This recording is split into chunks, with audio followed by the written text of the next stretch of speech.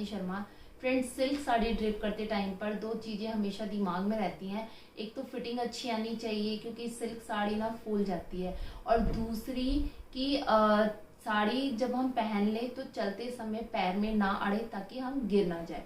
Okay, mostly ना जो beginners होते हैं जब वो साड़ी ड्रेप करना शुरू करते हैं, लाइक न्यूली मैरिड गर्ल्स होती हैं जिन्होंने शादी से पहले साड़ी नहीं पहनी होती है एंड शादी के बाद रेगुलर साड़ी पहननी पड़ती है। जैसे कि ट्रेंड में चल रही है सिल्क की साड़ी, और सिल्क की साड़ी की प्लीट्स बनाना, उन्हें परफेक्ट मतलब परफेक्ट फिटिंग देना बहुत मुश्किल काम होता है। तो ये वीडियो इसी से रिलेटेड है। आई होप आप लोगों को ये वीडियो अच्छी लगेगी। तो आइए स्टार्ट करते हैं अपनी वीडियो। सबसे पहले जो आपको स्क्रीन पे साड़ी दिख रही है ये मुझे रिसीव हुई है मिराव से। ओके, ये जो साड़ी है ये चंदेरी सिल्क साड़ी है, और सिल्क होने के कारण ये फूली फूली सी है, ठीक है, बट इसकी फिटिंग बहुत बहुत अच्छी आती है। और मिराव पे हर वैरायटी की चीज़ें मिलती हैं। ये एक वेबसाइट है, तो आप इनकी वेबसाइट पे जाकर चेक कर सकते हैं। साड़ी ड्रेपिंग का फर्स्ट टिप ये है कि जब भी आप साड़ी पहनते हैं, मैचिंग का जो भी पेटीकोट पहनने वाले हैं उसका नाड़ा आपको मिड में रखना है, कभी भी अपने लेफ्ट हैंड साइड की तरफ नहीं रखना है। ओके, मिड में रखने से ये फायदा होता है, एक तो आपकी पेटीकोट में कर्व आ जाता है, क्योंकि आप ना आपको क्या करना होता है, पेटीकोट का जो भी एक्स्ट्रा वाला फैब्रिक होता है उसको खींच के आगे लेके आना होता है। तो इससे क्या है, आपकी पेटीकोट अच्छी शेप में आ जाती है। ओके, जब आप साड़ी ड्रेप करना शुरू करते हैं तो साड़ी का जो फर्स्ट पार्ट होता है उसे कभी भी मिड में टक ना करें, हमेशा साइड में यानी राइट हैंड साइड में ही टक करें। इससे आपको एक क्लीन सरफेस मिल जाता है एंड आप आराम से अपनी जो साड़ी की कमर की प्लीट्स होती हैं वो बना सकते हैं। मैंने कई लोगों को देखा है कि वो साड़ी की जो लेंथ होती है जब वो ड्रेप करते हैं तो साड़ी की लेंथ को फ्लोर से टच करती हुई रखते हैं।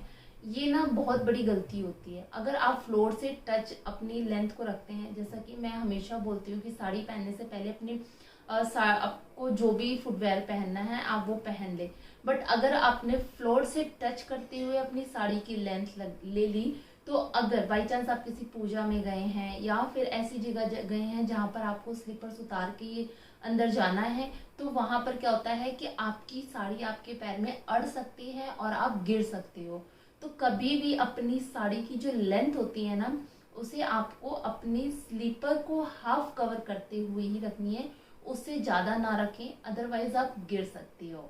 अब मैं आपको दिखाऊंगी दो तरीके कमर के पास टाइट फिटिंग के लिए। तो फर्स्ट तो ये है कि आप क्या करें, कमर के साइड में जो साड़ी का फैब्रिक आता है उसको जब लेके आते हैं ना तो वहाँ पर एक छोटी सी पिन लगा लें और थोड़ा सा नीचे जाके एक प्लीट उठाएं एंड फिर अंदर की तरफ टक करके पिन से सिक्योर कर लें। तो ये तो पहला तरीका हो गया है, ठीक है। लेकिन दूसरे तरीके में अगर आप बहुत एक्स्ट्रा प्लीट्स चाहते हैं, कमर के पास एकदम प्लीट्स पे प्लीट्स नजर आए, तो इसके लिए आपको क्या करना है, जो आपने पिन लगा रखी है ऑलरेडी पिन से सिक्योर कर रखा है उसको वहीं रहने दें, लेकिन जो आपने लास्ट में एक प्लीट उठाई है छोटी सी उसको आप ट्विस्ट कर लें। जब आप उसको ट्विस्ट करना शुरू कर देते हैं तो आपके कमर के साइड में प्लीट्स पे प्लीट्स बन जाती हैं, जो कि बहुत सुंदर लुक क्रिएट करता है।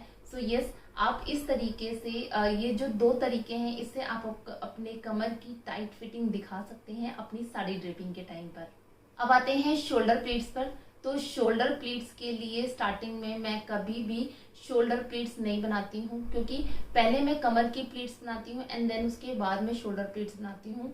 इसका एक फायदा होता है कि कमर की प्लीट्स पहले बनाने से जब हम शोल्डर प्लीट्स पे आते हैं तो हम स्ट्रेच कर सकते हैं। स्ट्रेच करने से क्या होता है, कमर के पास जो ढीलापन हो जाता है कई बार साड़ी का तो वो टाइट हो जाता है, तो ये एक बहुत बड़ा फायदा है। ओके, अब शोल्डर प्लीट्स बनाते टाइम पर आपको ये ध्यान रखना होता है कि पल्ले की जो लेंथ होती है वो आपके नीज से थोड़ा सा नीचे होना चाहिए।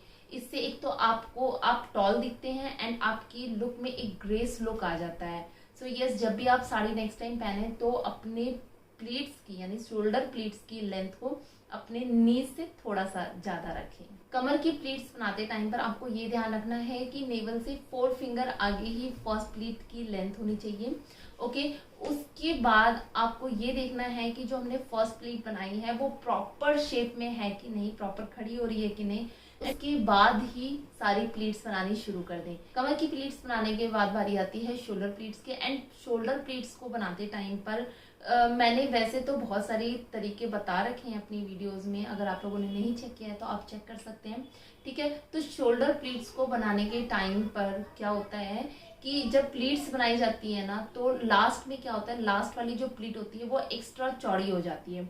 उस टाइम पर क्या होता है, फिर उसको दोबारा से प्लीट्स को बनाना पड़ता है, तो वो बहुत ज़्यादा टाइम टेकिंग हो जाता है, ठीक है। तो उस टाइम पे आप क्या कर सकते हैं, जो लास्ट वाली प्लीट है उसको एडजस्ट कर सकते हैं, जैसा कि मैं करके दिखा रही हूँ।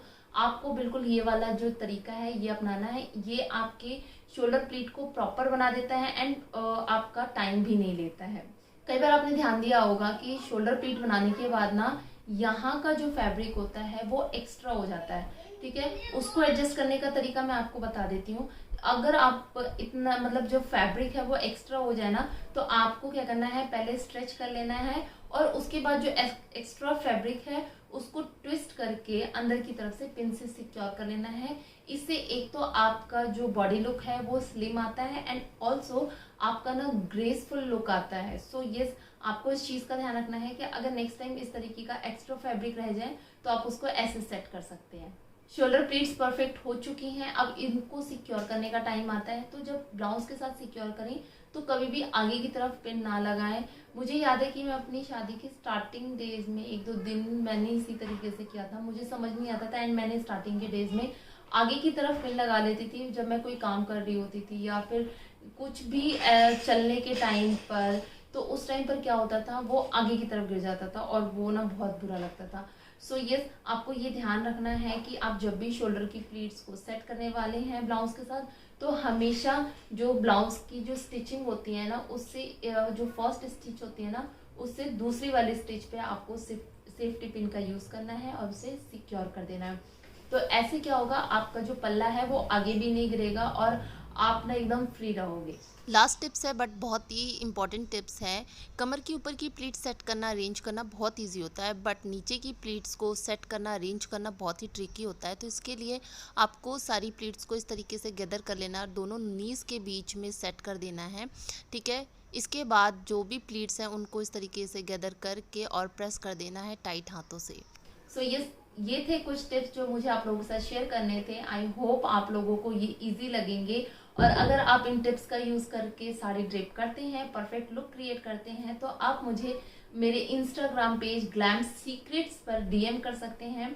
अगर आपने परफेक्ट तरीके से साड़ी पहनी है तो मैं अपनी स्टोरी में लगाऊंगी एंड ऑल्सो आपको भी मौका मिलेगा अपने पेज को बहुत सारे लोगों के साथ शेयर करने का। सो यस, अगर वीडियो अच्छी लगी है तो इसे लाइक करना, शेयर करना और अगर अभी तक आप लोगों ने मेरे चैनल को सब्सक्राइब नहीं किया है तो चैनल को सब्सक्राइब जरूर कर देना। अभी तक के लिए इतना ही, मिलती हूँ नेक्स्ट वीडियो में।